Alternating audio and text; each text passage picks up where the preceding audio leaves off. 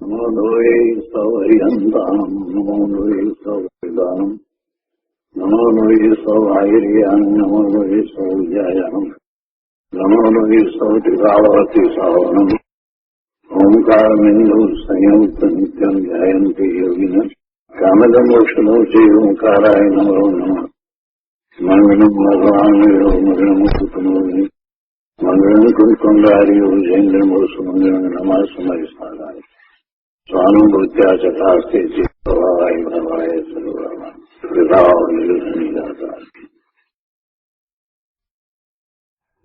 નિયમસાર ભગવાન કુંકુંદાચાર્ય રચિત નિયમસાર તથા મુનિવર પદ્મપ્રભમલધારી દેવ રચિત તાત્પર્ય વૃત્તિ ટીકા એનો સ્વાધ્યાય ચાલે છે. એમાં શુદ્ધ ભાવ અધિકારમાં ગાથા 50નો સ્વાધ્યાય આપણે શરૂ કર્યો છે. ગાથા 50 બહુ જ મહત્વની ગાથા છે. ઘણી સૂક્ષ્મ વાત, ઘણા સૂક્ષ્મ ન્યાય ગુરુદેવે આ ગાથા દ્વારા સમજાવી દીધા છે. આ ગાથા એનો અર્થ, ટીકા અને પૂજ્ય ગુરુદેવ કાંજી સ્વામીએ આ ગાથા ઉપર આપેલ પ્રવચનમાંથી થોડાક અંશ આપણે કર્યા છે. આ ગાથા ઉપર ગુરુદેવે ઘણા પ્રવચન આપ્યા છે, એટલે આપણે એ બધો જ વિસ્તાર શાંતિથી સમજીશું. થોડુંક એમાં પુનરાવર્તન થાય તો ભલે થાય, કેમ કે એ ગાથાનો વિસ્તાર કરતા ગુરુદેવે જે ભાવ આપણને દર્શાવ્યા છે એ ભાવને આત્મસાત કરવા એનાથી રૂડું કામ કોઈ જીવનમાં હોય નહીં. એટલી સુંદર ગાથા છે, એટલા ભાવ ભર્યા છે, એટલી સૂક્ષ્મ વાત છે. તો આપણે પૂરેપૂરું વર્ણન ગુરુદેવ પાસેથી સાંભળીશું, સમજીશું, લઈશું. જે કંઈ આપણને પ્રાપ્ત છે એનો પૂરેપૂરો ઉપયોગ આપણે કરી લેવા માંગીએ છીએ. તો સહેજ પુનરાવર્તન કરીએ ગાથાનું અને પછી ગુરુદેવનું પ્રવચન લઈએ છીએ. 50મી ગાથામાં એમ કહ્યું કે પહેલા જે કહેવામાં આવ્યા પૂર્વોક્ત સ્વરભાવો, ઔદૈિક ભાવ, ઔપશમિક ભાવ, ક્ષયોપશમિક ભાવ અને ક્ષાયિક ભાવ, તો એ ભાવોને કુંકુંદાચાર્ય ભગવાન કહે છે કે પૂર્વોક્ત સર્વ ભાવો પર સ્વભાવો છે, એને પર સ્વભાવ કહી દીધા. અને પછી આગળ એમ કહ્યું કે પર દ્રવ્ય છે. પૂર્વોક્ત સર્વભાવો પર સ્વભાવો છે, પર દ્રવ્ય છે, તેથી હેય છે. આ તો મૂળ ગાથાની અંદર કુંકુંદાચાર્ય ભગવાને એમ કહ્યું છે કે પૂર્વોક્ત સકલ ભાવા પર સ્વભાવા પર દ્રવ્યમ ઇતિ હેયા. અને પછી આગળ કહે છે કે અંત તત્વ એવું સ્વદ્રવ્ય આત્મા ઉપાદેય છે. હવે આમાં જે સર્વ ભાવો ને પર સ્વભાવો કયા, પર દ્રવ્ય કહ્યું, એ વાતને સમજવાની છે, એની અપેક્ષા સમજવાની છે, અને એની સાથે રહેલું જે ઉપાદેય તત્વ છે એનું મહાત્મ્ય પણ લાવવાનું છે. તો પ્રવચન રત્ન ચિંતામણી ભાગ બીજો, પાના નંબર 292. કોમ્પ્યુટરમાં ગો ટુ પેજ નંબર 299. પુસ્તકમાં પાના નંબર 292. અહીંયા ગુરુદેવ કહે છે,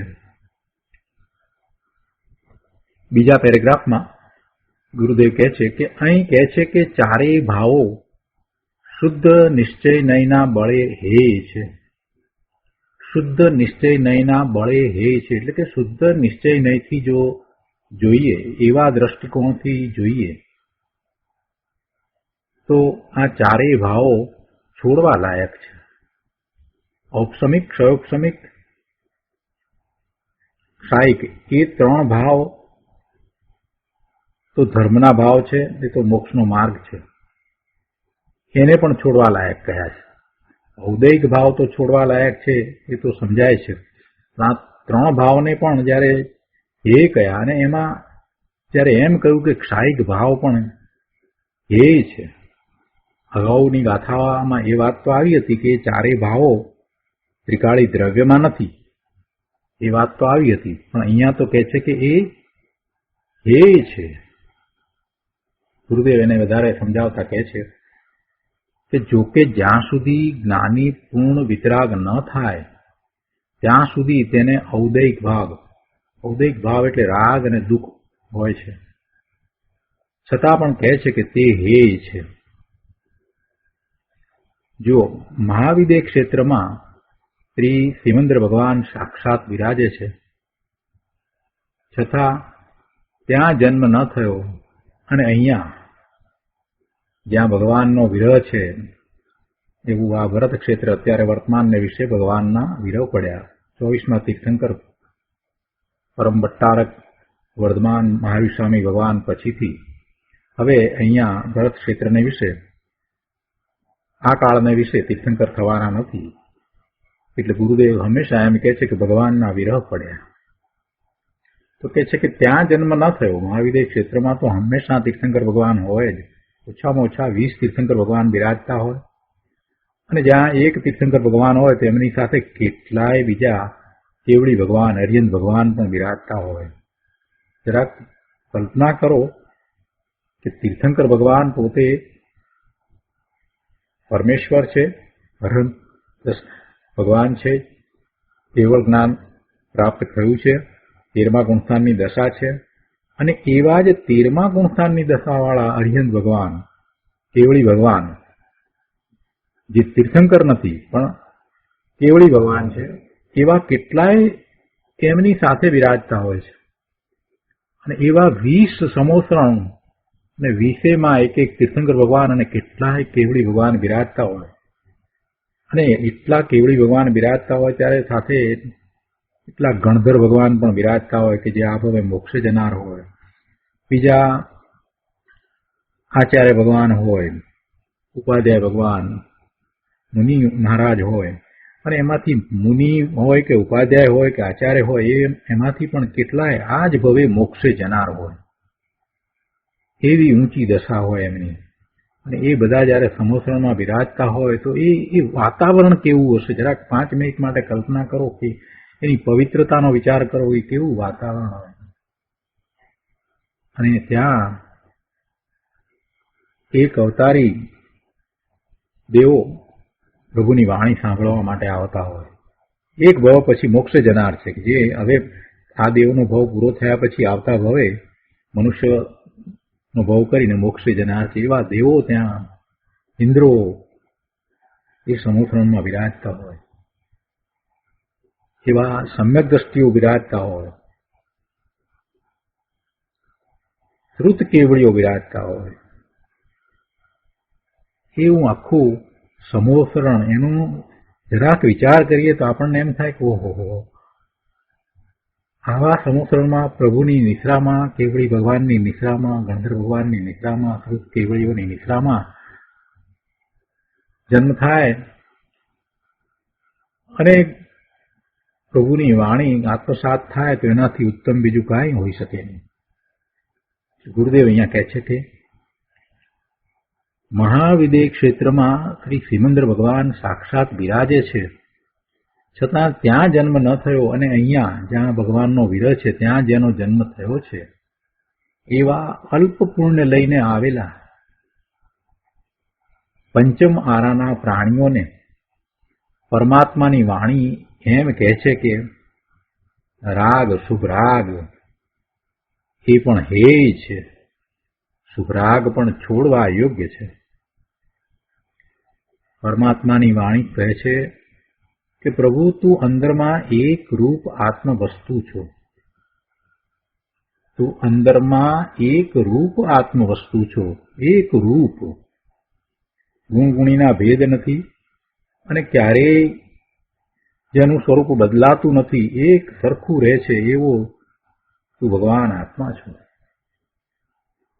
તારો વર્તમાન પર્યાય, તારી વર્તમાન અવસ્થા ત્રિકાળી એક રૂપ વસ્તુ ઉપર જાય, આત્મ વસ્તુનું લક્ષ્ય કરે, તે અપેક્ષાએ એ એક આત્મ વસ્તુ જ આદરણીય છે. શું કહે છે કે વર્તમાન દર્શન જ્ઞાનના ઉપયોગ એવી ત્રિકાળી ધ્રુવ વસ્તુનું લક્ષ કરે અને ત્યાં એકાગ્રતા કરે એ અપેક્ષાએ એ એક આત્મવસ્તુ જ આદરણીય છે. અને જે પર્યાય આત્મવસ્તુ ઉપર જાય છે તે પર્યાય પણ લક્ષ કરવા જેવો નથી. તે અપેક્ષાએ હે છે એમ અમે કહીએ છીએ. જે આત્મવસ્તુ ઉપર જાય છે તે પર્યાય, જે આત્માનો અનુભવ કરવાવાળી પર્યાય છે તે પર્યાય, જેમાં એને અલૌકિક આનંદનું વેદન આવે છે તે પર્યાય, એ નિર્મળ પરિણામો, એ પરિણામને પણ અહીંયા એમ કહ્યું કે એ હે છે. કઈ અપેક્ષાએ હે છે? તો કે છે કે જેનું લક્ષ કરવાની વાત કરીએ છીએ તો એ લક્ષ કરવા યોગ્ય જે વિષય છે એ વિષયની અપેક્ષાએ આ પર્યાય છે તે એ લક્ષ કરવાનો વિષય નથી, એટલે એ હે છે. એકાગ્રતા કરવાનો એ વિષય નથી. પર્યાય છે તે એકાગ્રતા કરવાનો વિષય નથી. એકાગ્રતા કરવાનો વિષય તો પોતાનું ત્રિકાળી ધ્રુવ સ્વરૂપ છે એવું પોતાનું આત્મવસ્તુ, એ એકાગ્રતા કરવા લાયક છે. એટલે તે અપેક્ષાએ તે આદરણીય છે, એ ઉપાદેય છે. અને તે સિવાય જે પર્યાય છે, જે પરિણામ છે એ હે છે. જે પર્યાય ત્રિકાળી ધ્રુવનું લક્ષ કરવાવાળી પર્યાય છે એને પણ હે કહી દીધી. જે પર્યાય આત્મવસ્તુ ઉપર જાય છે તે પર્યાય પણ લક્ષ કરવા જેવો નથી. તે અપેક્ષાએ હે છે એમ અમે કહીએ છીએ. ગુરુદેવ પૂછે છે કે સમજાણું કાંઈ? શું કહ્યું તે સમજાણું? અહીંયા તો ગુરુદેવ એમ કે સમજાણું કાંઈ? કે છે કે જે પર્યાય, જે અવસ્થા અંતરમાં ત્રિકાળી જ્ઞાયક ભાવ ઉપર જાય છે તે પર્યાય પણ હે છે. જો કે સ્વદ્રવ્યનો આશ્રય કરે છે, એ પર્યાય સ્વદ્રવ્યનો આશ્રય કરે છે, છતાં તે પર્યાય પણ હે છે. જ્યારે એ પર્યાયનો વિષય જે ત્રિકાળ અખંડ આનંદ પ્રભુ આત્મા છે તે ઉપાધિ છે. પર્યાય જેનું લક્ષ કરે છે તે ત્રિકાળ અખંડ આનંદ પ્રભુ ભગવાન આત્મા, એ ઉપાદેય છે. પણ પર્યાય તો હે છે. પર્યાય એક સમયનું સત છે. પર્યાયનું હોવાપણું એક સમયનું છે. અને એ પર્યાય નવી નવી ઉત્પન્ન થાય છે. પૂર્વની પર્યાયનો વ્યય થાય અને એ જ સમયમાં નવી પર્યાયનો ઉત્પાદ થાય. એટલે પર્યાય તો એક સમયની છે. એક જ સમયમાં પૂર્વની પર્યાય, જૂની પર્યાય, પહેલાની પર્યાય છે તે વ્યય થાય અને નવી પર્યાય ઉત્પન્ન થાય. આમ પર્યાય એક પછી એક નવી નવી થયા કરે છે. જ્યારે પોતાનું સ્વરૂપ છે એ તો ત્રિકાળ છે, અખંડ આનંદ પ્રભુ છે. અને એમાંથી તો સતત આવો પર્યાયનો પ્રવાહ વહી રહ્યો છે. જે પર્યાય ધ્રુવનું લક્ષ કરવા વાળી છે, ત્રિકાળી ધ્રુવનું લક્ષ કરવા વાળી છે, એ પર્યાય પણ હે છે એમ અહીંયા તો કહ્યું. સનાતન જ્ઞાન વજ્ર, જ્ઞાનનો હિરલો એવો જે ચૈતન્ય પ્રભુ ભગવાન આત્મા છે, તેની દ્રષ્ટિમાં આત્માને સ્વીકારનાર દ્રષ્ટિ પણ હે છે. શું કહ્યું? ચૈતન્ય પ્રભુ ભગવાન આત્મા છે તેની દ્રષ્ટિમાં, એટલે કે શુદ્ધ દ્રવ્યની દ્રષ્ટિમાં, નિશ્ચય દ્રષ્ટિમાં, દ્રવ્યાર્થિક નયથી આત્માને સ્વીકારનાર દ્રષ્ટિ પણ હેય છે, એટલે કે પર્યાય છે તે પણ હેય છે. આત્માનું લક્ષ કરવા વાળી પર્યાય એ દ્રવ્યાર્થિક નયથી હેય છે. ફરીથી શું કહે છે કે સનાતન જ્ઞાન વજ્ર જ્ઞાનનો વીરલો એવો જે ચૈતન્ય પ્રભુ ભગવાન આત્મા છે, પોતાનું ત્રિકાળી શુદ્ધ દ્રવ્ય છે, તો એવા ત્રિકાળી શુદ્ધ દ્રવ્યની દ્રષ્ટિમાં, એટલે નિશ્ચય નયથી, શુદ્ધ નિશ્ચય નયથી અથવા તો શુદ્ધ દ્રવ્યાર્થિક નયથી આત્માને સ્વીકારનાર દ્રષ્ટિ પણ હેય છે. આત્માને સ્વીકારનારી દ્રષ્ટિ એટલે એ પર્યાય, વર્તમાન જ્ઞાનની પર્યાય, એ પર્યાય પણ હેય છે. ગજબ વાત છે. ગુરુદેવ કહે છે કે આવી વાત બીજે ક્યાં છે? આવા મુકુંદાચાર્ય ભગવાનના શાસ્ત્ર સિવાય આવી વાત બીજે ક્યાં છે? ગુરુદેવ તો એટલે સુધી કહે છે કે શું પહેલા આ વાત કાને પડી હતી, સાંભળી હતી? શ્રોતા કહે છે કે આવી વાત બીજે તો પહેલાય નહોતી અને અત્યારે પણ નથી. આખા ભારતમાં આ વાત ક્યાં હતી? ગુરુદેવે જે સૂક્ષ્મ ન્યાય આપ્યા છે અને જે સૂક્ષ્મતા સમજાવી છે એવી બીજા કોઈએ વર્તમાન કાળમાં સમજાવી નથી. અહીંયા કહે છે બહુ આકરી વાત બાપા. આકરી એટલે અપૂર્વ. કહે છે કે એક સ્વરૂપે બિરાજમાન પૂર્ણ આનંદના નાથ આત્માને અનેકપણાનો આરોપ ન દેવો. જો બીજો એક ન્યાય આપ્યો છે અહીંયા. શું કહ્યું કે એક સ્વરૂપે બિરાજમાન પૂર્ણ આનંદના નાથ આત્માને અનેકપણાનો આરોપ ન દેવો.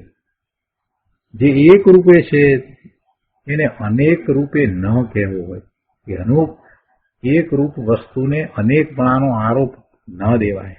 અને એવો અનેકપણાનો આરોપ દેવા જતાં તો પછી એ વ્યવહાર નયનું કથન થઈ જશે. અને વ્યવહાર નય છે એ તો માત્ર જાણેલો પ્રયોજનવાન છે, આદરેલો પ્રયોજનવાન રહેતો નથી. ભગવાન આત્મા જે એક રૂપ છે એ નિશ્ચયથી એક રૂપ છે, એને એવો આરોપ ન દેવાય, અનેકપણાનો આરોપ ન દેવો. કેમ કે ત્રિકાળી ભગવાન આત્મામાં અનાદિ શાંત એવા સંસારનો એટલે કે જે સંસાર અનાદિથી છે અને જે શાંત એટલે અહીંયા અંત છે, અહીંયા શાંત છે, શાંત નથી, અહીંયા શાંત છે. જુઓ, અંત અહીંયા કહેવાનો અર્થ એવો થાય છે એટલે કે જે અનાદિથી છે અને અંત સહિત છે, અનાદિ શાંત છે એવા સંસારનો અને સાદી અનંત એવા મોક્ષનો, આદિ સહિત, સાદી એટલે આદિ સહિત જેની આદિ છે અને એ અનંત છે, સાદી અનંત એવા મોક્ષનો. શું કહ્યું? સંસારને માટે કે જે અનાદિ છે અને એનો અંત છે એવો સંસાર. અને મોક્ષને માટે શું કહ્યું? કે જેની આદિ છે, જેની શરૂઆત છે, આદિ છે, અને જે અનંત છે એવો મોક્ષ. તો આ બંને જે પર્યાય રૂપ છે, સંસાર પણ પર્યાય અને મોક્ષની પણ પર્યાય, તો એ બંનેનો ત્રિકાળી ભગવાન આત્મામાં અભાવ છે. તેથી એ ત્રિકાળી આત્માની અપેક્ષાએ તે બંને એટલે કે સંસાર અને મોક્ષ હેય છે. એ બંને પર્યાય હેય છે. એટલે આ એક રૂપે બિરાજમાન પૂર્ણ આનંદના નાથ ભગવાન આત્માને અનેકપણાનો આરોપ ન દેવો. એને અનેકપણું આવું અનેકપણું નથી. કેમ કે આ અનેકપણું જે કહ્યું સંસારી અવસ્થા અને મોક્ષની અવસ્થા અથવા સિદ્ધની અવસ્થા, એ તો પર્યાય છે. એ તો આત્માના ત્રિકાળી દ્રવ્યમાં નથી અને એવા ત્રિકાળી આત્મદ્રવ્યની અપેક્ષાએ એ બંને તો હે છે. એટલે કે છે કે એક સ્વરૂપે વિરાજમાન પૂર્ણ આનંદના નાથ આત્માને અનેકપણાનો આરોપ ન દેવો. કેવી સરસ રીતે ગુરુદેવે વાત સમજાવી દીધી કે બંને પર્યાય, સંસારની પર્યાય અને મોક્ષની પર્યાય ધ્યેય છે. જયારે એમ કહ્યું છે તો ભગવાન આત્મા એક રૂપ જ હોય, બીજું કાંઈ હોય નહીં. બંને પર્યાયને હે કહી અને ઉપાદે એક માત્ર ત્રિકાળ શુદ્ધ સ્વરૂપ જ છે.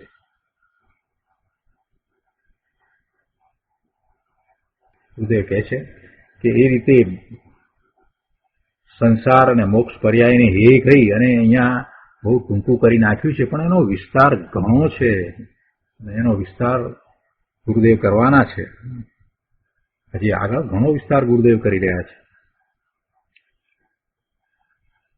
અહીંયા 293 પાના ઉપર કહે છે કે પ્રવાહ અપેક્ષાએ સંસાર પર્યાય અનાદિ શાંત છે અને મોક્ષ પર્યાય સાદી અનંત છે.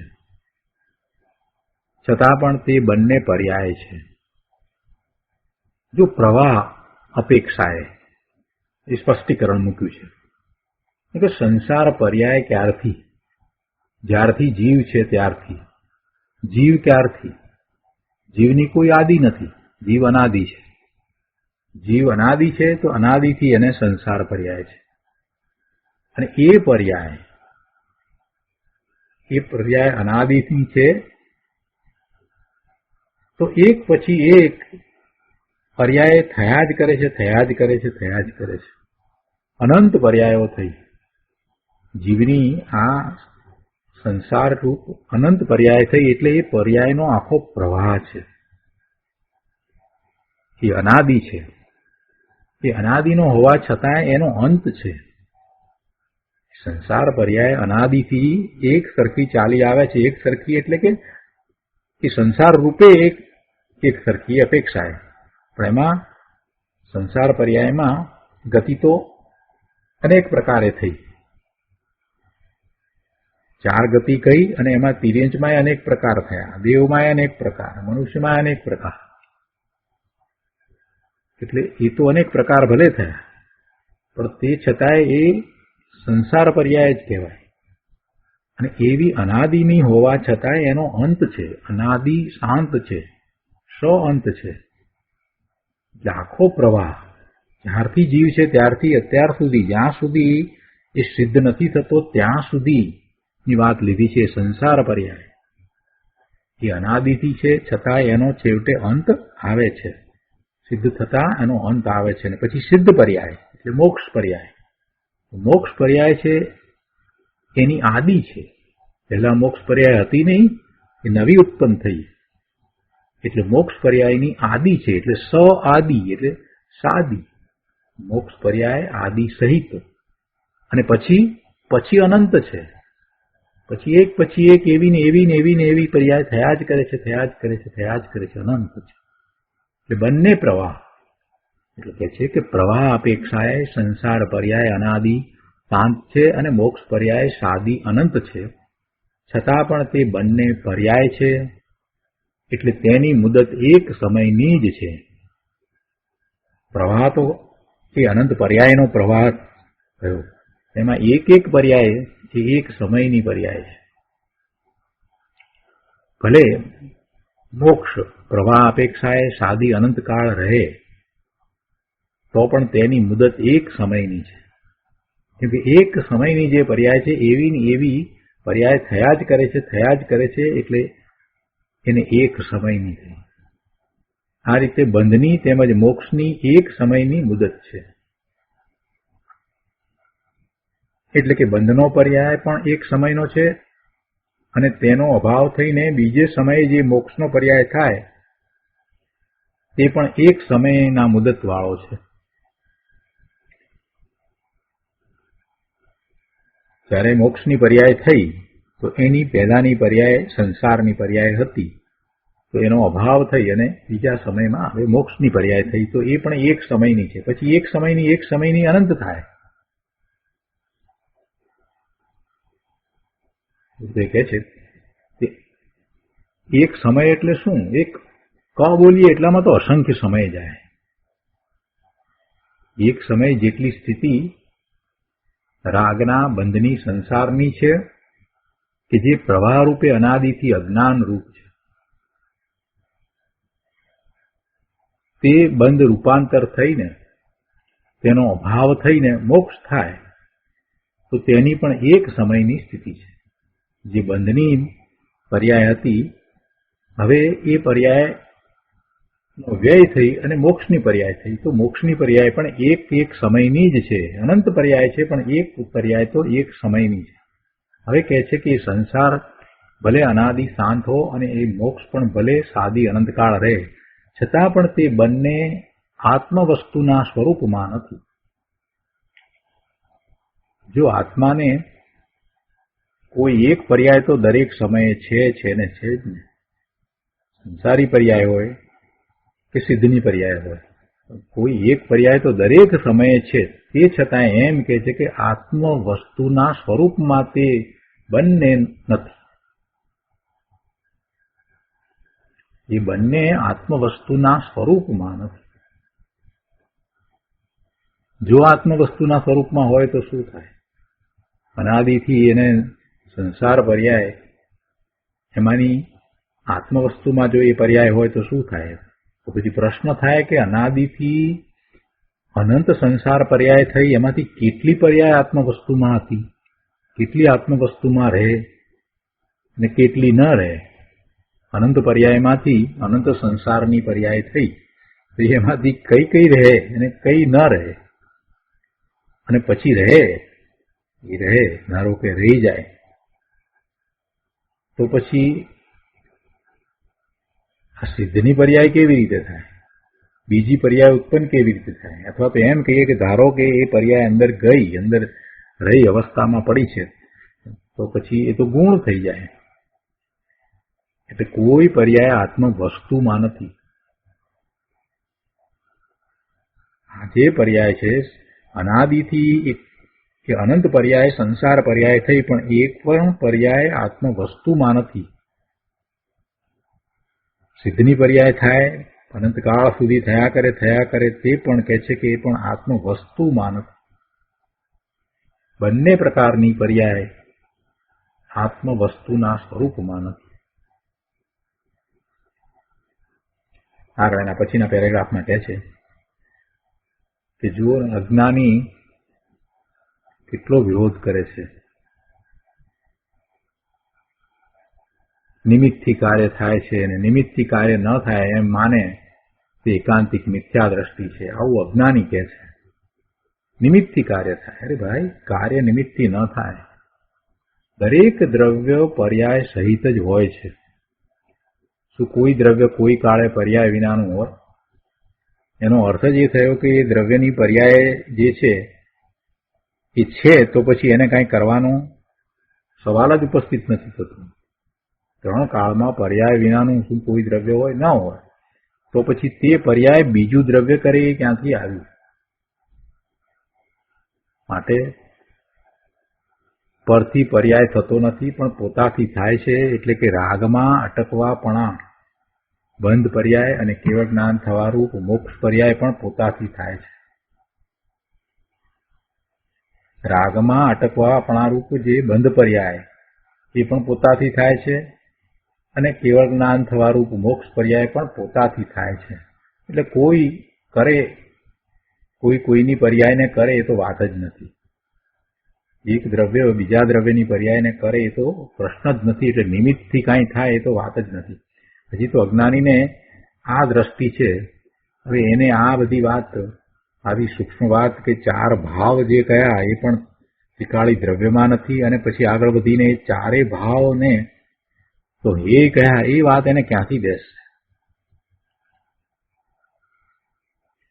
અહીંયા તો એ વાત કરી છે કે જે પર્યાય જે કહી એ કેવળ જ્ઞાન થવારૂપ મોક્ષ પર્યાય, કેવળ જ્ઞાન થાય ને પછી મોક્ષ થાય તો એ પર્યાય, તો કહે છે કે એ પર્યાય પણ આત્મવસ્તુમાં નથી. ને હવે તો અહીંયા 50મી ગાથામાં તો એમ કે છે કે કેવળ જ્ઞાનની પર્યાય થઈ હોય તો પણ ભલે થઈ, એ પણ હે છે.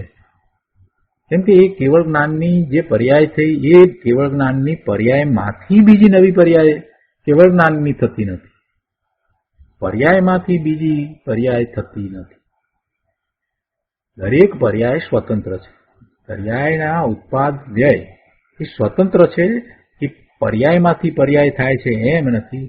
અને પર્યાય જે થાય છે એ ત્રિકાળી દ્રવ્યમાંથી આવે છે. ત્રિકાળી દ્રવ્ય જે છે એનું લક્ષ કરતા થાય છે.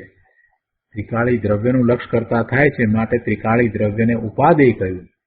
અને પર્યાયનું લક્ષ કરતા એવી પર્યાય થતી નથી. અને પર્યાયનું લક્ષ થઈ પણ શકતું નથી. પર્યાયનું લક્ષ કરવા જાય તો વિકલ્પ થાય, બીજું કાંઈ થાય નહીં.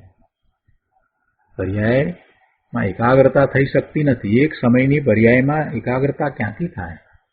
એક સમયની પર્યાયનું લક્ષ થઈ શકતું નથી, માત્ર વિકલ્પ જ આવે. જે પર્યાય વિલીન થઈ ગઈ, જેનો વ્યય થઈ ગયો, એ પર્યાયની એકાગ્રતા થઈ શકતી નથી. માત્ર એનો વિકલ્પ જ આવે છે. એટલે એ ઉપાદેય નથી, એ હેય છે. જો એનું લક્ષ કરવા જઈશ તો વિકલ્પ આવશે, બીજું કાંઈ થશે નહીં. પછી ભલે એ શુભ વિકલ્પ હોય તો પણ એ બંધનું કારણ છે. એ સાથે રહેલો ભાવ શુભ ભાવ છે તો બંધનું કારણ થશે. માત્ર ત્રિકાળી ધ્રુવનું લક્ષ કરતા નિર્મળ પરિણામ થાય છે, મોક્ષ માર્ગના પરિણામ થાય છે, અબંધ પરિણામ થાય છે. એટલે એ અપેક્ષાથી અહીંયા એ પર્યાયને પણ ઉડાવી દીધી એમ કે છે. કઈ અપેક્ષાએ વાત કરી? કે જે બંધનું કારણ છે એવી એ પર્યાય, જે લક્ષ કરવા લાયક નથી એવી એ પર્યાય, એમ એને ઉડાવી દીધી. એમ એ હેય છે. અને એમાં કેવળ જ્ઞાનની પર્યાય હોય, નિર્મળ પરિણામમાં સર્વોત્કૃષ્ટ નિર્મળ પરિણામ એટલે કેવળ જ્ઞાનની પર્યાય, તો એ પણ પર્યાય છે. અને એનું લક્ષ કરતા પણ નવી કેવળ જ્ઞાનની પર્યાય નથી થતી. કેવળ જ્ઞાનની પર્યાયમાંથી કેવળ જ્ઞાનની પર્યાય નથી થતી, પણ ત્રિકાળી દ્રવ્ય ધ્રુવનું લક્ષ કરતા કેવળ જ્ઞાનની પર્યાય થાય છે. એટલા માટે જ આપણે એમ કહીએ છીએ કે જ્યારે પ્રભુને કેવળ જ્ઞાન થયું તો પ્રભુ પોતે પોતાના સ્વરૂપમાં ઠરી ગયા. એમનો ઉપયોગ તો ત્યાં સ્થિર થઈ ગયો. એટલે એક પછી એક કેવળ જ્ઞાનની જ પર્યાય થયા કરે છે. અહીંયા ગુરુદેવ આગળ સમજાવે છે કે એક સમયમાં બંધનો અને મોક્ષનો આંકરો પડી જાય છે. બહુ સરસ વાત છે. જો એક પછી એક ન્યાય આવતા જાય છે, સમજવા જેવી વાત આવતી જાય છે કે એક સમયમાં બંધનો અને મોક્ષનો આંકરો પડી જાય છે. એટલે શું? કે પહેલા સમયે બંધ હતો અને બીજે સમયે તેનો નાશ થઈને મોક્ષ પ્રગટ થાય છે. પરંતુ તે બંને બંધ અને મોક્ષ એક સમયની સ્થિતિવાળા છે. પર્યાય છે ને, કઈ અપેક્ષા એક સમયની સ્થિતિવાળા છે. તેથી તેમને ત્રિકાળી સ્થિતિવાળા આત્મદ્રવ્યની અપેક્ષાએ હેય અને છોડવા લાયક કહેવામાં આવ્યા છે. ત્રિકાળી સ્થિતિવાળા આત્મદ્રવ્યની અપેક્ષાએ જે એક સમયના છે એવા બંધ અને મોક્ષ, એને હેય કહેવામાં આવ્યા છે. અહીંયા એ વાત સમજાવતા એક ન્યાય એ સમજાવી દીધો કે એક સમયમાં બંધનો અને મોક્ષનો આંકરો પડી જાય છે.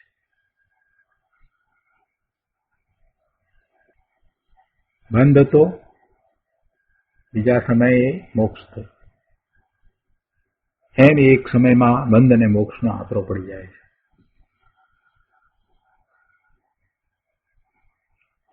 હવે આ જે છોડવા લાયકની વાત કરી એનો વધુ વિસ્તાર કરે છે ગુરુદેવ અહીંયા 294 પાના ઉપર, કે શા કારણથી એ છોડવા લાયક છે. તો કહે છે કે વિભાવ ગુણ પર્યાયો હેય છે તેનું કારણ કે તેઓ પર સ્વભાવો છે. અને પછી આગળ વધીને કુંદાચાર્ય ભગવાને એને પર દ્રવ્ય કહ્યું. કારણ કે તેઓ પર સ્વભાવો છે, પર દ્રવ્ય છે, માટે હેય છે. કહે છે ગજબ ગાથા છે. રાગ, દયા, દાન, વ્રત, ભક્તિના પરિણામ શુભભાવ એ તો વિકારને પર સ્વભાવ છે જ. એની તો વાત સમયસારમાં ઘણી વાર આવી ગઈ. આ શુભભાવ છે અને એના પરિણામ જે છે એ બંધના કારણ છે, અને એ શુદ્ધ ભાવ નથી, એ અશુદ્ધ ભાવ છે, એ છોડવા લાયક છે, એ પરના લક્ષ્ય થતો ભાવ છે. એટલે એ તો વિકાર છે અને એ પર સ્વભાવ છે જ, એ તો છે જ. પરંતુ અહીં તો કહે છે કે કેવળ જ્ઞાન અને પર સ્વભાવ છે. કેવળ જ્ઞાન પણ પર સ્વભાવ છે. કેવળ જ્ઞાનને અહીંયા તો પર સ્વભાવ કહ્યો છે. અહીંયા તો કેવળ જ્ઞાનને પણ પર સ્વભાવ કહી દીધો છે કે કેવળ જ્ઞાન પણ પર સ્વભાવ છે, ત્રિકાળી સ્વભાવ નથી. શાંતિથી સમજવાનું છે. ન સમજાય તો ફરી વાંચવાનું. કઈ અપેક્ષાએ વાત ચાલે છે? અપેક્ષાને સમજ્યા વિના વસ્તુનું સ્વરૂપ ન સમજાય. હા, એકાંતે વાત નથી. અહીંયા કઈ અપેક્ષાથી વાત છે એ સમજવાનું છે. શુદ્ધ દ્રવ્યાર્થિક નયની અપેક્ષાથી વાત કરી છે, નિશ્ચય નયથી જે વાત કરી છે એ વાત અહીંયા છે કે જે પર્યાય છે એ પછી સંસારની પર્યાય હોય કે સિદ્ધની પર્યાય હોય, એ પર્યાય છે એ પર્યાયમાંથી બીજી નવી પર્યાય ઉત્પન્ન થતી નથી. એટલે તે છે.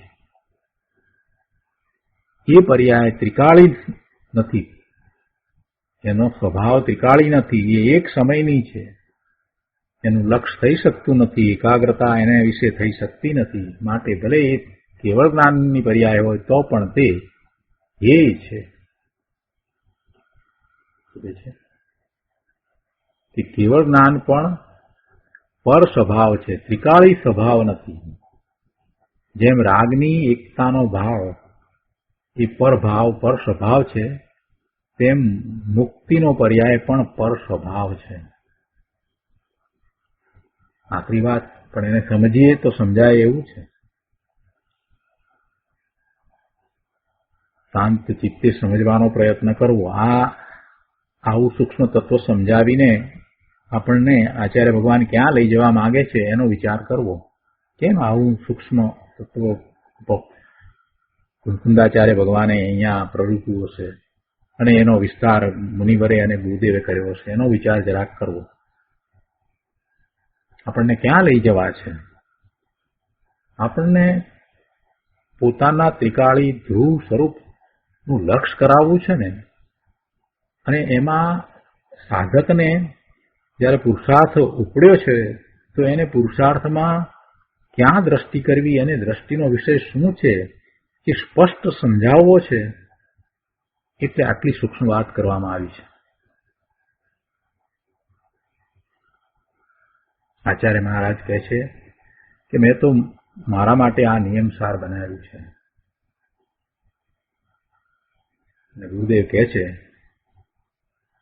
કે તું સાંભળ અને તને બેસે તો બેસાડ બાપુ, પણ આનો અનાદર કરીશ નહીં. તને ન સમજાય તો આનો અનાદર ન કરીશ. આજે નહીં સમજાય તો કાલે સમજાશે, કાલે નહીં સમજાય તો પરમ દિવસે જરૂર સમજાશે. શું સત્ય આવું મોંઘું છે? એમ વિચાર કરીને તું એનો અનાદર નહીં કરતો. આ સત્યને તું સમજો પછી તારે જીવનમાં બીજું કાંઈ સમજવાની જરૂર નહીં પડે. સમજો એટલે કે તે એને આત્મસાત કર્યું પછી તને સમ્યક દર્શન હાથ વેતમાં છે પ્રભુ. અનાદર કરીશ નહીં, ગુરુદેવ કહે છે. સત્ય મોંઘું નથી. તને પ્રમાદ છે એટલે તને મોંઘું લાગે છે. જેને પ્રમાદ છે એને આ વાતનો સ્વીકાર કરવો અઘરો પડે છે. જેને પ્રમાદ નથી, જેનો પુરુષાર્થ ઉપડ્યો છે, એને તો આ વાત તરત સમજાઈ જાય છે. એટલે ગુરુદેવ કહે છે કે એનો અનાદર કરીશ નહીં બાપુ. કેમ કે ભાઈ તારો નાથ ભગવાન આત્મા જ એવડો મોટો છે કે તેની કિંમત આગળ એક સમયના પર્યાયની પણ કિંમત છે નહીં. ત્રિકાળી ધ્રુવની કિંમત આગળ કેવળ જ્ઞાનના એક સમયના પર્યાયની પણ કિંમત નથી.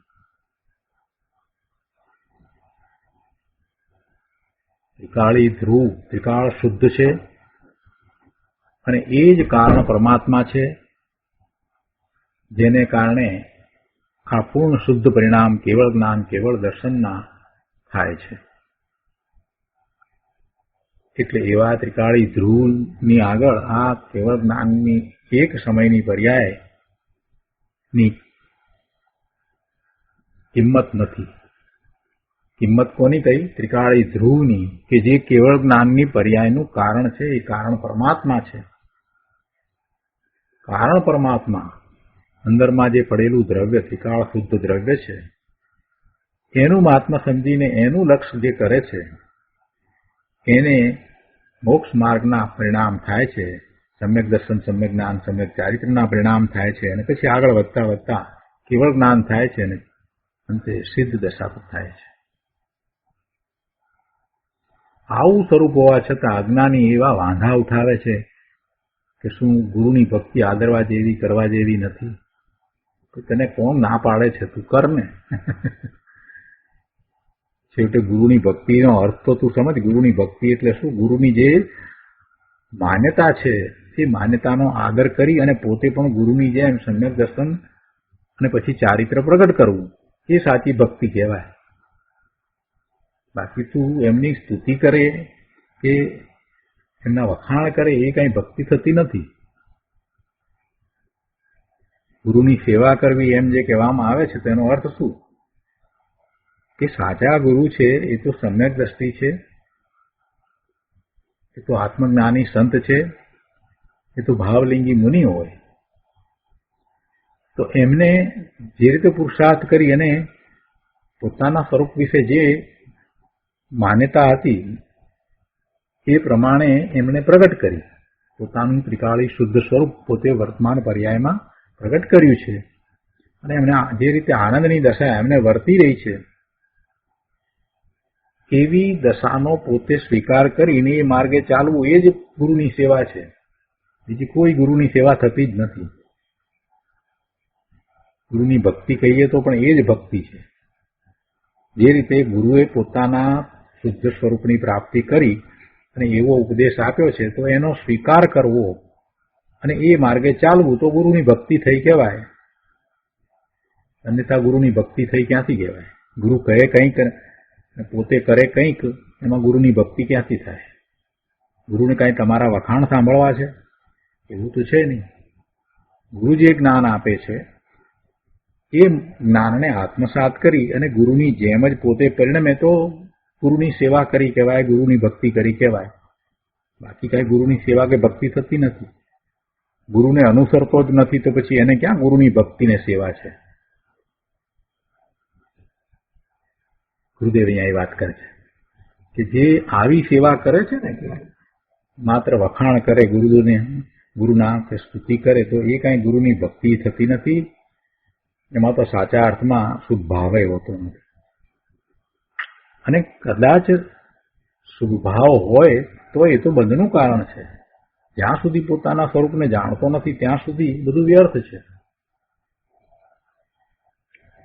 જેને સાધક છે અને પણ એવા શુભ ભાવ આવે છે, જે ગુરુને અનુસરે છે એવા સાચા સાધકને, જે સમ્યક દ્રષ્ટિ છે એને પણ એવો ભક્તિનો ભાવ આવે છે, શુભ ભાવ હોય છે.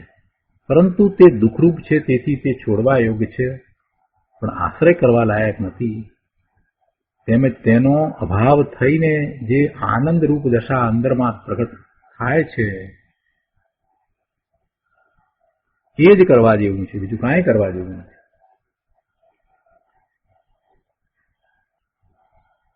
એ છે કે આ શુભ ભાવ છે એ દુઃખરૂપ છે અને તેથી તે છોડવા યોગ્ય છે પણ આશ્રય કરવા લાયક નથી. તેમજ તેનો એટલે એ શુભ ભાવનો અભાવ થઈ અને જે આનંદરૂપ દશા, દ્રવ્ય સ્વભાવમાં જે આનંદ છે તે પ્રગટ થાય, તે દશા એ પ્રગટ કરવા જેવી છે પણ એ દશા છે એનું લક્ષ્ય થઈ શકતું નથી. એટલે એવી આનંદની દશા, એવી નિર્મળ દશા, એવા નિર્મળ પરિણામ, સમ્યક દર્શન, સમ્યક જ્ઞાન, સમ્યક ચારિત્રના પરિણામ હોય કે પૂર્ણ દશા એટલે કે કેવળ જ્ઞાન કેવળ દર્શનના પરિણામ હોય તો પણ એ પરિણામ છે અને એ દશા છે તે છોડવા લાયક છે, એટલે કે એ ધ્યેય છે તે ઉપાદેય નથી. જે દશા પ્રગટ કરવાની છે એ દશા ઉપાદેય નથી. ઉપાદેય તો ત્રિકાળી દ્રવ્ય જ છે. ઉપાદેય એટલે જે દ્રષ્ટિનો વિષય છે, જ્યાં એકાગ્રતા કરવાની છે, તે તો ત્રિકાળી ધ્રુવ વસ્તુ છે. અને એવી ત્રિકાળી ધ્રુવ વસ્તુનું લક્ષ્ય કરતા આવી દશા, નિર્મળ દશા, આનંદની દશા પ્રગટ થાય છે. તો એ જે દશા પ્રગટ થઈ, નિર્મળ દશા, આનંદની દશા પ્રગટ થઈ, એનું લક્ષ્ય કરીને એમાંથી નવી આનંદની દશા નહીં પ્રગટ થાય, એ વાતને સમજવાની જરૂર છે. જો સમ્યક દ્રષ્ટિને પોતાના સ્વરૂપનો અનુભવ થાય ને, પછી આખી એની દશા જ બદલાઈ જાય છે. પછી એને એમ નથી હોતું કે મને ક્યારે કેવળ જ્ઞાન થાય, એમ નથી હોતું.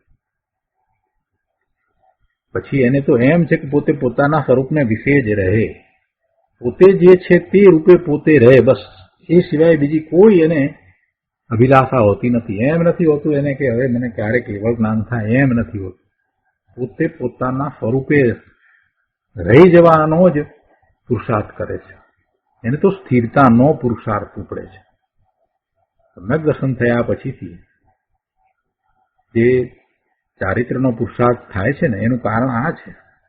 પોતાના સ્વરૂપે જયારે રહી જવું છે અને બીજું કાંઈ ગમતું નથી, એટલે સહજ રીતે બહારમાં બધું છૂટી જાય છે.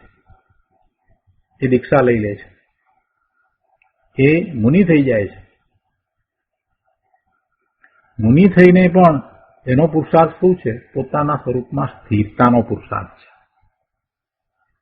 પોતાના સ્વરૂપમાં સ્થિરતાનો પુરુષાર્થ છે ને, પોતાના સ્વરૂપને પછી સ્થિર થવું. એને એમ નથી થતું કે હું ક્યારે કેવળ જ્ઞાન પ્રગટ કરું, એમ હોય જ નહીં. એવું હોતું જ નથી. આપણને મિથ્યા દ્રષ્ટિ જે હોય ને, એને તો બહુ જ એમ લાગે કે આ કેવળ જ્ઞાન એ જ લક્ષ્ય છે, એમ નથી હોય. એ જ્યાં સુધી એને સમ્યક દર્શન નથી થયું ને ત્યાં સુધી એને એ વાત નહીં સમજાય.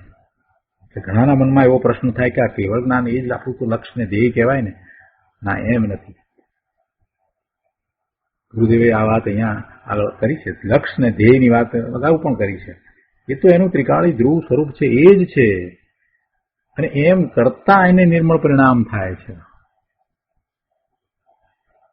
પોતાના સ્વરૂપનું લક્ષ્ય કરતા જે આનંદની દશા થઈ છે અને પોતે પોતાને જાણ્યો કે પોતે કોણ છે, એ એને જે ભેદ જ્ઞાન જે વિકલ્પ રૂપે હતું એ હવે સમ્યક થયું છે.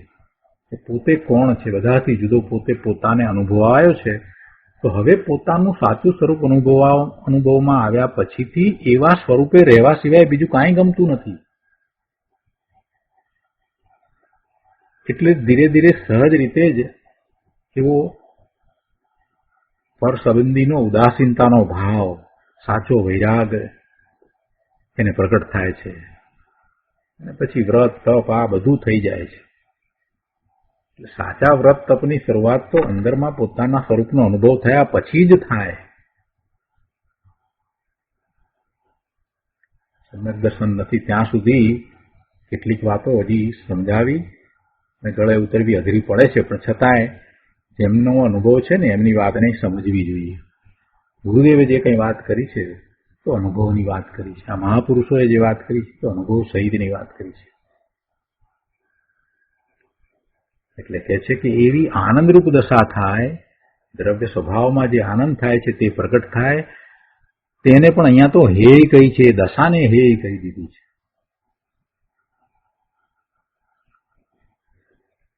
આગળ કહે છે કે ભગવાન આત્મા અનાદિ અનંત અતીન્દ્રિય આનંદની મૂર્તિ છે કે જેમાં એક સમય માટે પણ દુઃખ કે આકુળતા નથી. જો આ જે વાત ગુરુદેવ કહે છે ને એ અનુભવની વાત કરી રહ્યા છે. કે ભગવાન આત્મા અનાદિ અનંત અતીન્દ્રિય આનંદની મૂર્તિ છે કે જેમાં એક સમય માટે પણ દુઃખ કે આકુરતા નથી. જ્યારે શુભ ભાવ તો આકુરતામય છે. અરે ચાહે તો તીર્થંકર નામ કર્મ બાંધવાનો શુભ ભાવ હોય તો પણ પ્રભુ દુઃખરૂપ છે. કેમ કે પ્રભુ આત્મા આનંદ સ્વરૂપ છે, તેનાથી શુભ ભાવ વિરુદ્ધ છે. શુભ ભાવ છે તે પોતાના આનંદ સ્વરૂપથી જુદા પ્રકારનો ભાવ છે. પોતાનો આનંદ સ્વરૂપ જે છે એ તો એનો શાશ્વત ભાવ છે, અને આ શુભ ભાવ છે એ તો ક્ષણિક ભાવ છે, પરલક્ષે થતો ભાવ છે. આનંદ સ્વરૂપ જે છે એ ત્રિકાળી ભાવ છે, એ તો અબંધનું કારણ છે. જ્યારે આ શુભ ભાવ છે, પરલક્ષે થતો ભાવ, ક્ષણિક ભાવ, એ તો બંધનું કારણ છે. એટલે તો વિરુદ્ધ છે. અહીંયા કહે છે કે તે સંસારની આકુરતા પણ પર્યાય છે, અને સમયાંતરે બીજે સમયે જે સંસારની આકુરતાની જે પર્યાય છે તો એ પર્યાય એ એક સમયની લઈએ તો એના પછીના સમયે બીજા સમયે તેનો નાશ થઈ અને જે નિરાકુરતા પ્રગટ થાય. ક્યારે એવી પર્યાય પ્રગટ થાય? સ્વરૂપનું લક્ષ કરે છે અને એને પછી બીજા સમયે જે નિર્મળ પરિણામ થાય, એટલે આકુરતા ચાલી ગઈ અને નિરાકુરતા પ્રગટ થઈ, તો એ પણ પર્યાય છે. તો એ પર્યાય જે નિરાકુરતાની પર્યાય પ્રગટ થઈ તે, અને એની પહેલા જે આકુરતાની પર્યાય હતી તે, એ બંને પર્યાય છે એ આત્માના સ્વરૂપમાં નથી, અને એ બંને હેય છે. કઈ અપેક્ષા એ હેય છે? તો કે ત્રિકાળી આત્મદ્રવ્યની આગળ તે હેય છે.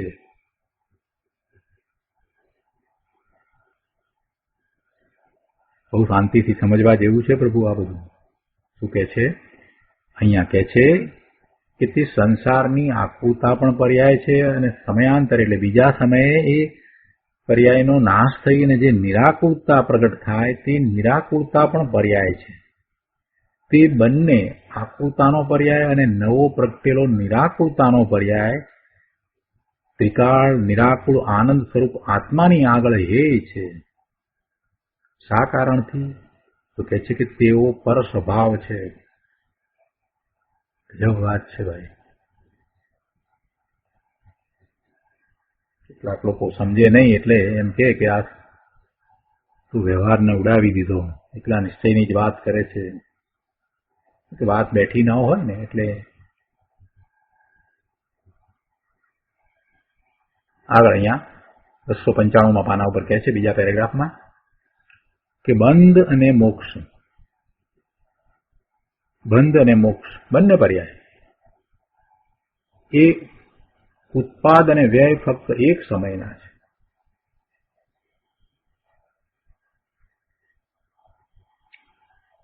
બંધ પડ્યો એ બંધની અવસ્થા હતી, એ ગઈ અને મોક્ષની અવસ્થા થઈ, તો બંને પર્યાય છે તે એક સમયની છે. એટલે એના ઉત્પાદ, જે પર્યાયનો ઉત્પાદ થયો છે તો એ પર્યાય ફક્ત એક સમયે રહે છે અને બીજા સમયે એનો વ્યય થઈ જાય.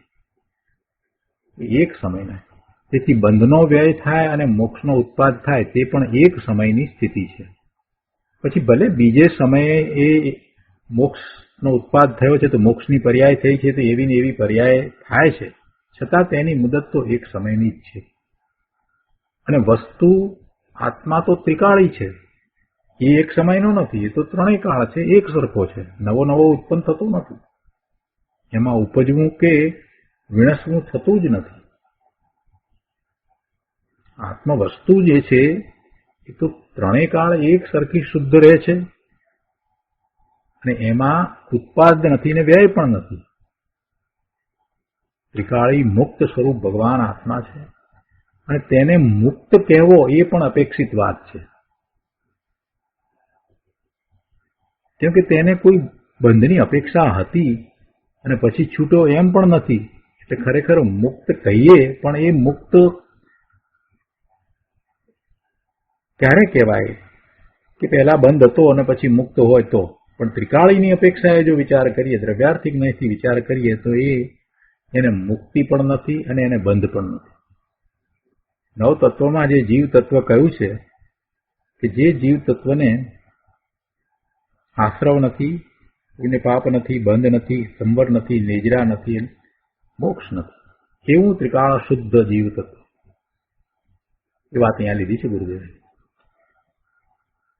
એ છે કે તેને મુક્ત કહેવો એ પણ અપેક્ષિત વાત છે. કેમ કે તેને કોઈ બંધની અપેક્ષા હતી અને પછી છૂટ્યો એમ પણ નથી, પરંતુ એ તો ત્રિકાળ મુક્ત સ્વરૂપ જ છે. જે ત્રિકાળ મુક્ત સ્વરૂપ જ છે, જેને બંધ છે જ નહીં, એને મુક્ત કહેવો એ પણ બરાબર નથી. એ મુક્ત સ્વરૂપ જ છે. આત્મા તો મુક્ત સ્વરૂપ જ છે. તો બંધ ક્યાં છે? બંધ તો પર્યાયમાં રહ્યો. અને પછી મોક્ષ થાય છે તો શું થાય છે? એ બધું પર્યાયમાં. બંધ અને મોક્ષ તો પર્યાયમાં છે. આત્મા ત્રિકાળ શુદ્ધ મુક્ત સ્વરૂપ જ છે. એને બંધ પણ નથી અને મોક્ષ પણ નથી. એવું ન હોત તો કોઈ જીવ એવા મોક્ષ સ્વરૂપને પ્રગટ કરી શકત જ નહીં. કોઈ જીવની દશા સિદ્ધ દશા થઈ શકત જ નહીં. જો ભગવાન આત્મા ત્રિકાળ મુક્ત સ્વરૂપ ન હોત તો કોઈ મુક્ત સ્વરૂપ થઈ શકત જ નહીં.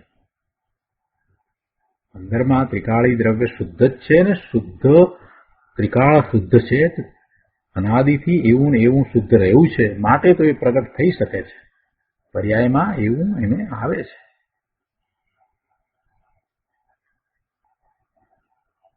અહીંયા કહે છે કે પર્યાય છે તેમાં બંધ પણ છે અને મોક્ષ પણ છે, પરંતુ તે બંને બંધ અને મોક્ષ એક સમયની મુદતવાળા છે. કેવળ જ્ઞાન પણ એક સમય રહે છે અને બીજા સમયે બીજું કેવળ જ્ઞાન થાય છે, ત્રીજા સમયે ત્રીજું. એટલે એવી એક પછી એક કેવળ જ્ઞાનની પર્યાય થાય છે. જ્યારે અંદર જે ભગવાન આત્મા છે તે તો ત્રિકાળ અનાદિ અનંત એક રૂપ રહે છે. સનાતન ટંકોત્કીર્ણ વસ્તુ આત્મા છે. ટંકોત્કીર્ણ, જેમ ટાંકણાથી કોતરી અને એક આકાર મૂર્તિ બનાવી હોય પછી એમાં ફેર ન પડે, તો કહે છે કે જેમ ટાંકણાથી કોતરીને એકાકાર મૂર્તિ કાઢી હોય તેમ ત્રિકાળ ચિદાનંદ સ્વરૂપ ભગવાન આત્મા એકાકાર વસ્તુ છે. તેની આદિ કે અંત નથી, તેમજ તેને ઉત્પન્ન કે વ્યય થવું પણ નથી. એના ઉત્પાદ નથી, એનો વ્યય નથી. અર્થાત ઉત્પાદ વ્યયનો તેમાં અભાવ છે. જોકે એ ત્રણેયને ઉત્પાદ વ્યય દ્રવ ને સત કહેવાય છે. ઉત્પાદ વ્યય અને દ્રવ્ય એ ત્રણેયને સત કહેવાય છે. એટલે કે ત્રણેય હોવા પણ છે. ઉત્પાદ વ્યય અને દ્રવ્ય ત્રણેય સત છે. એ તત્વસૂત્રમાં આવ્યું ને, અધ્યાય 5માં સૂત્ર 30માં એ વાત આવે છે. પરંતુ તે ઉત્પાદ અને વ્યય એક સમયના સત છે. ઉત્પાદ અને વ્યય છે તે એક સમયના સત છે, અને દ્રવ્ય સ્વરૂપ પ્રભુ આત્મા છે તે અનાદિ અનંત ટકતું સત્ય છે. માટે તે દ્રવ્ય સ્વરૂપ પ્રભુ આત્મા ઉપર દ્રષ્ટિ કર, અને એમ કરતા તને સુખ, શાંતિ અને આનંદના પરિણામ થશે. એ જ મોક્ષનો માર્ગ છે. તો આજનો સ્વાધ્યાય અહીંયા સુધી રાખીએ છીએ. હજી વધુ વિસ્તાર કરીશું. ગુરુદેવે ઘણું સમજાવ્યું છે, બધી વાતને આપણે સમજીશું. સુખધામ બોલીએ. સુખધામ અનંત સુસંત ચરિત્ર